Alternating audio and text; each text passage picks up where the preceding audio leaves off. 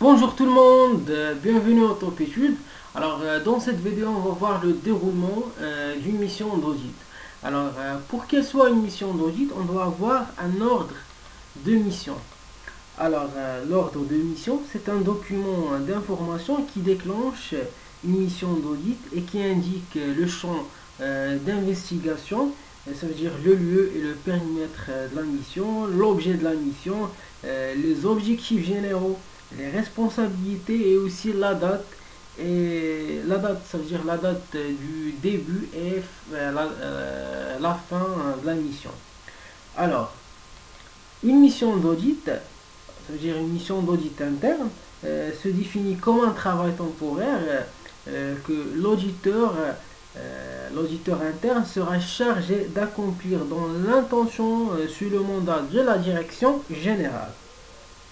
Donc, une mission d'audit se compose de 3 phases. Alors, la première phase, c'est la phase de préparation. La deuxième phase, la phase de réalisation. Et la troisième phase, c'est la phase de conclusion. Alors, la phase de préparation, c'est par rapport à l'étude et la planification. La phase de réalisation, c'est pour la vérification des résultats.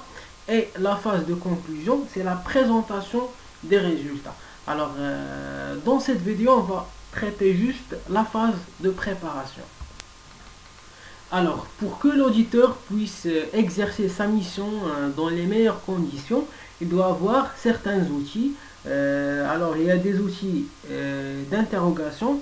Alors, ces outils d'interrogation qui vont aider l'auditeur à formuler des questions ou bien à répondre à des questions qui se posent. Par exemple, les sondages statistiques ou bien l'échantillonnage, les interviews, aussi les outils informatiques, les vérifications, etc. Alors, il y a aussi les outils de description. Alors, c'est par rapport à l'observation physique, l'organigramme fonctionnel, il doit préparer sa grille d'analyse des tâches et aussi le diagramme de circulation. Alors, la phase de préparation. Alors, la phase de préparation ouvre la mission d'audit. Alors, il exige des auditeurs qui ont une capacité importante de lecture, d'attention et d'apprentissage, car il faut savoir où trouver la bonne information et à qui la demander. Alors, la phase de préparation, alors c'est comme la période au cours de laquelle vont être réalisés tous les travaux préparatoires avant de passer à l'action. Alors, c'est au cours de cette phase que l'auditeur interne va construire son référentiel, c'est-à-dire le modèle vers lequel doit tendre le résultat de sa mission. Alors, il y a 3 étapes dans la phase de préparation. Alors, la première étape, c'est la prise de connaissance, c'est-à-dire la récolte d'informations, l'observation et l'écoute, et la vision de l'ensemble de l'organisation. La deuxième étape, c'est l'identification des risques. Alors, il faut identifier les symptômes ou bien les signes, et aussi décomposer les signes et prendre en compte les préoccupations du management. Et la troisième étape, c'est la définition des objectifs. Alors, il faut repérer et classer les interrelations situées par rapport à un système de référence et organiser et planifier la mission. Alors, on va détailler un petit peu l'étape de prise de connaissance. Alors, c'est que l'auditeur doit disposer des documents, aussi des informations et des éléments suffisants et pertinents pour acquérir une meilleure connaissance de l'environnement.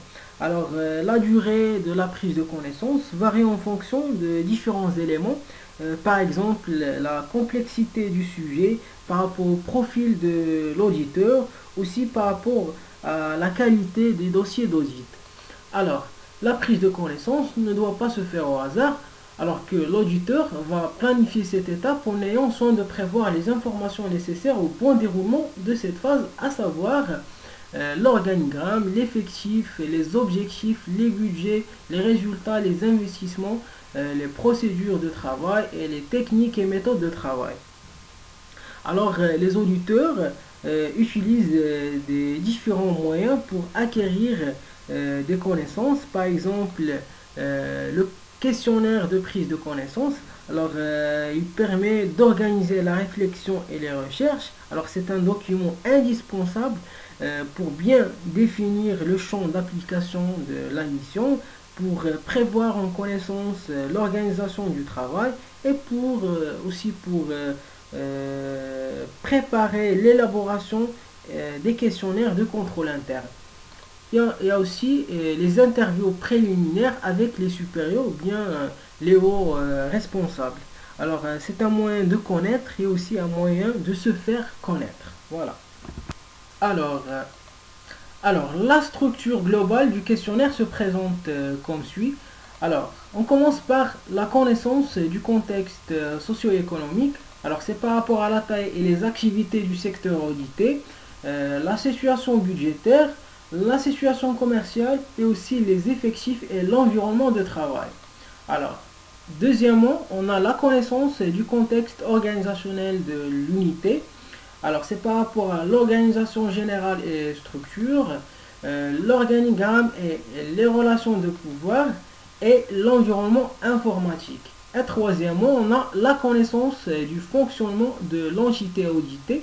Alors, c'est par rapport à les méthodes et procédures de travail, les informations réglementaires et le système d'information.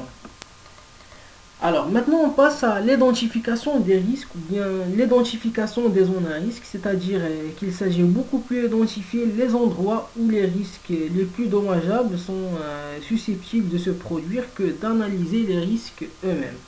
Alors, à ce stade, l'auditeur interne va construire un tableau de risque ou bien un tableau des forces et faiblesses apparentes qui va consister à découper l'activité en tâches élémentaires dans une grille d'analyse des tâches, à indiquer en face de chacune de ces tâches quel est son objectif, à quoi sert-elle dans un diagramme de circulation comme j'ai déjà présenté. En face de chaque tâche et des objectifs qui lui a assignés, l'auditeur interne va estimer les risques encourus, c'est-à-dire que peut-il se passer si les objectifs ne sont pas réalisés, si la tâche est mal faite ou bien n'est pas faite. Ensuite, l'auditeur va procéder à une évaluation sommaire du risque attaché à chaque tâche. Si le risque est faible, moyen ou bien important. Alors, en face de chacun de ces risques, l'auditeur interne va identifier quel est le dispositif de contrôle interne que l'on devrait en bonne logique normalement trouver pour faire échec au risque identifié. Alors, et enfin, l'auditeur interne indiquera si le dispositif identifié comme important existe ou n'existe pas. Alors, la troisième étape, c'est la définition des objectifs. Alors, c'est un rapport, bien un document d'orientation, bien un plan de mission qui traite les objectifs du contrôle interne, c'est-à-dire les objectifs généraux et les objectifs spécifiques. Alors, les objectifs généraux, ce sont les 4 objectifs du contrôle interne. Alors, on a l'optimisation des opérations, la fiabilité et l'intégrité des informations financières, la conformité aux lois et la sécurité et protection du patrimoine. Alors, on a déjà parlé sur ces 4 objectifs.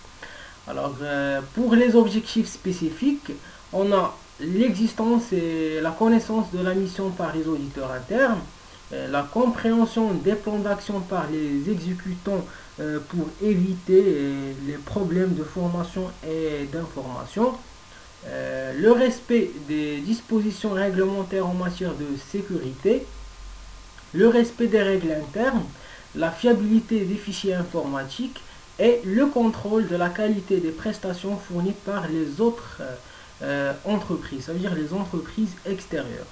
Voilà. Alors, jusqu'à maintenant, on a vu la phase de préparation et ses étapes. Alors, la prochaine vidéo, on va voir la phase de réalisation. Merci. Don't you need somebody?